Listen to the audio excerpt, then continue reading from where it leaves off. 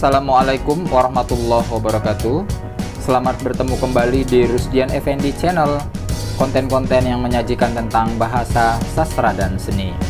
Kali ini kita akan membahas tentang seleksi penerimaan P3K tahun 2021 untuk kompetensi wawancara. Jangan lupa subscribe video kami dan terus tekan tombol notifikasinya agar kamu menjadi orang pertama yang terus menonton dan mendengarkan setiap konten-konten kami ini. Selamat menyaksikan. Soal nomor 1. Anda merupakan seorang asisten yang bertugas membantu dokter dalam proses operasi bedah. Saat itu, Anda ditugaskan untuk membantu dokter yang akan melaksanakan operasi bedah. Namun, Anda mengetahui bahwa dokter tersebut dalam keadaan mabuk, minuman alkohol. Apakah tindakan yang akan Anda lakukan? A. Menegur dokter tersebut. B. Melaporkan kepada atasan bahwa dokter dalam keadaan mabuk. C. Membiarkannya, yang penting pelaksanaan tercapai. Maka jawabannya adalah B. Melaporkan kepada atasan bahwa dokter dalam keadaan mabuk. Baik, sebagai pembahasan soal nomor 1 tadi, bahwa posisi Anda saat ini yaitu sebagai seorang asisten yang harus berprofesional dan berdedikasi dalam membantu tugas dokter.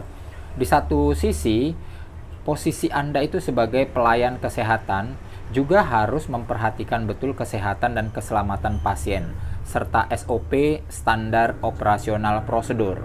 Berarti, yang perlu diutamakan bukan patuh terhadap dokter yang tadi dalam keadaan mabuk, tetapi harus lebih mengutamakan kepentingan umum dan keselamatan pasien.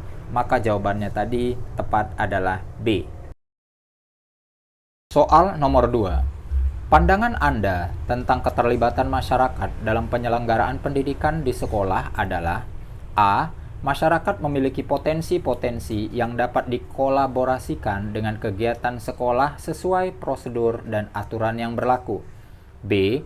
Masyarakat merupakan partner sekolah dalam memajukan pendidikan peserta didik, sehingga perlu diikutkan dalam perencanaan sekolah. C. Masyarakat dan sekolah perlu bekerja sama dengan membuat kontrak kesepakatan yang nyata dalam dokumen yang dapat dipertanggungjawabkan. Maka jawabannya adalah A. Masyarakat memiliki potensi yang dapat dikolaborasikan dengan kegiatan sekolah sesuai prosedur dan aturan yang berlaku.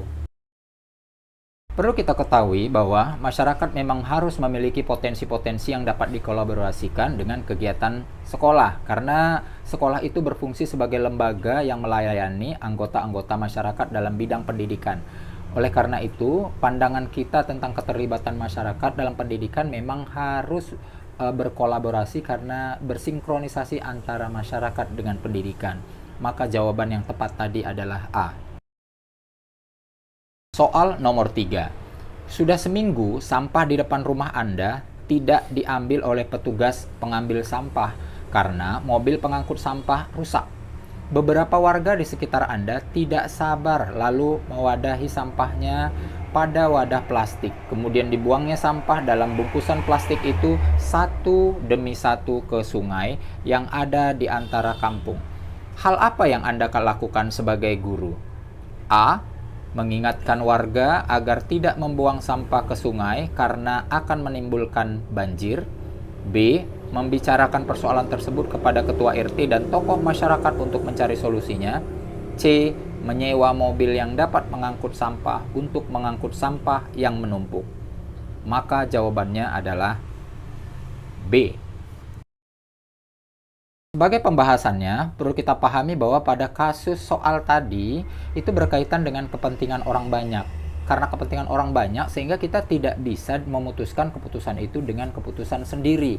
Kita harus mendiskusikan dengan berbagai pihak yang terkait. Makanya kita tindakan tadi harus melaporkannya ke ketua RT atau ke tokoh masyarakat setempat sebagai suatu bentuk kepedulian kita dan kerjasama kita terhadap permasalahan yang ada di masyarakat. Oleh karena itu, jawaban pastinya adalah B. Soal nomor 4. Suatu ketika hasil pekerjaan yang sudah Anda kerjakan dengan susah payah dikritik tajam oleh kepala sekolah. Menghadapi kritikan tersebut, pernyataan paling yang mendekati reaksi Anda adalah A.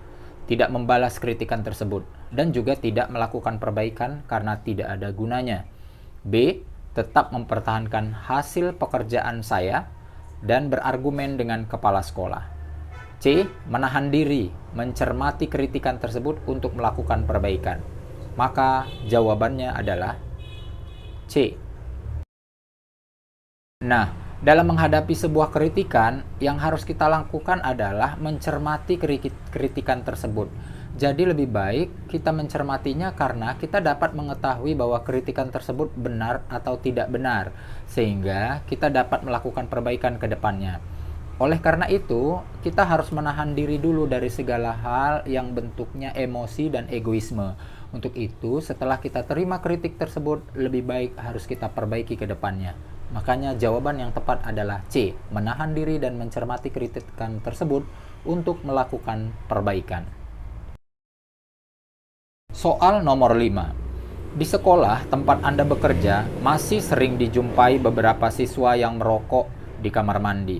Padahal sekolah tersebut sudah memberitahukan dan memberikan tulisan peringatan serta aturan untuk tidak merokok dan tidak membawa rokok ke dalam area sekolah. Sebagai guru yang berkewajiban memberikan tauladan, berikan solusi atas permasalahan di atas. A. Saya akan lebih aktif dalam memperingati siswa-siswa yang kedapatan sering merokok di kamar mandi. B. Bersama seluruh komponen sekolah untuk memberikan contoh perilaku baik tidak merokok. C. Karena ada petugasnya masing-masing atau guru BK, sebaiknya saya diam saja. Maka jawabannya adalah B. Dalam kasus siswa yang merokok di sekolah, sebagai pembahasan kali ini, perlu kita cermati kembali lebih dalam kembali bahwa untuk memberikan contoh perilaku yang baik, guru saja tidak cukup. Maka semua komponen harus mendukung. Seluruh warga sekolah bersama seluruh komponennya juga menjadi tauladan. Oleh karena itu, jawaban pembahasan di sini lebih tepatnya semua dan seluruh komponen sekolah untuk memberikan contoh perilaku baik untuk tidak merokok. Soal nomor 6. Anda ditunjuk sebagai ketua rapat, dan ketika rapat sedang berlangsung, ada salah seorang peserta rapat yang menerima telepon. Apakah tindakan yang akan Anda lakukan? A. Membiarkannya. B. Menegurnya supaya keluar dari rapat. C. Membiarkannya menerima telepon. Maka jawabannya adalah C.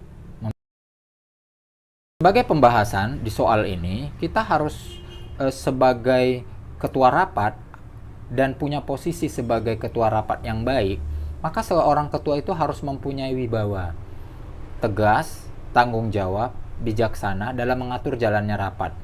Nah, karena kita memberikannya untuk menerima telepon, itu merupakan jawaban yang paling tepat. Karena tindakan tersebut merupakan tindakan bijaksana serta dapat memakluminya. Karena peserta rapat tersebut bisa saja menerima telepon yang sangat penting dari keluarganya, rekan kerjanya, atau pihak yang lain. Nah, kalaupun ada teguran-teguran selanjutnya, otomatis nanti peserta rapat sendiri yang akan memaklumi dan dia akan segan jika tidak mengangkat telepon untuk tidak memberikan izin. Oleh karena itu, jawaban yang tepat adalah membiarkannya menerima telepon. Soal nomor 7. Terdapat siswa yang mengeluhkan kepada guru bahwa dalam tugas-tugasnya kelompok sering dipaksakan teman-temannya untuk menyelesaikan tugas itu sendirian. Hal ini karena siswa tersebut selain pandai juga anak yang berada, sehingga kebutuhan-kebutuhan dalam mengerjakan tugas mudah dipenuhi. Menanggapi hal tersebut, Anda A. Memfasilitasi pertemuan anggota kelompok agar tidak ada pemaksaan dan semua ikut berkontribusi. B. Meningkatkan pemantauan proses kerja kelompok dan menginformasikan hasil evaluasi serta ketertiban setiap anggota dalam kerja kelompok. C. Memberikan teguran kepada siswa yang enggan terlibat dalam kerja kelompok. Maka jawabannya adalah B. Sebagai pembahasan, sebagai seorang guru, kita tidak hanya sebagai pemantau, tetapi juga melakukan dan menginformasikan hasil evaluasi pembelajaran.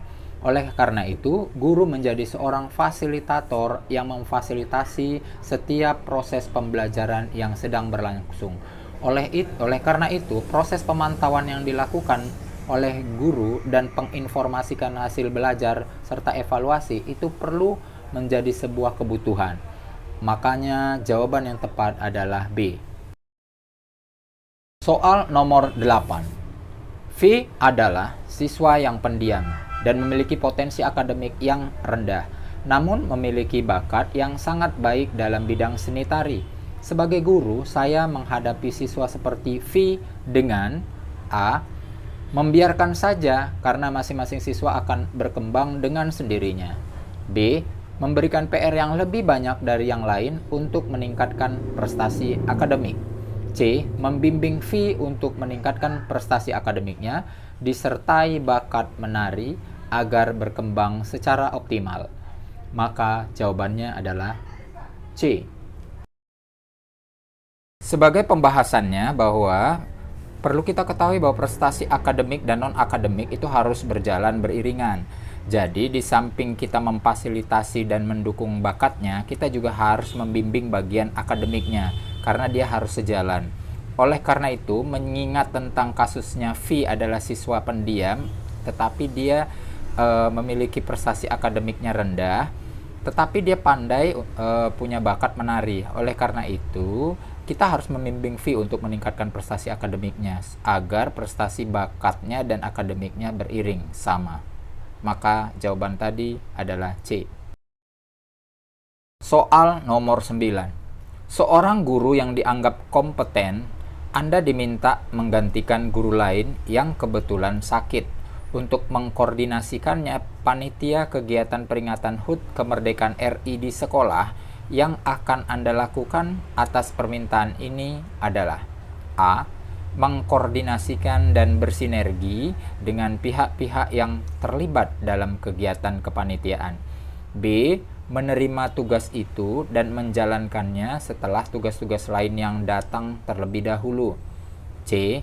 Walaupun dengan berat hati akan bekerja dan menjalankan tugas itu apa adanya.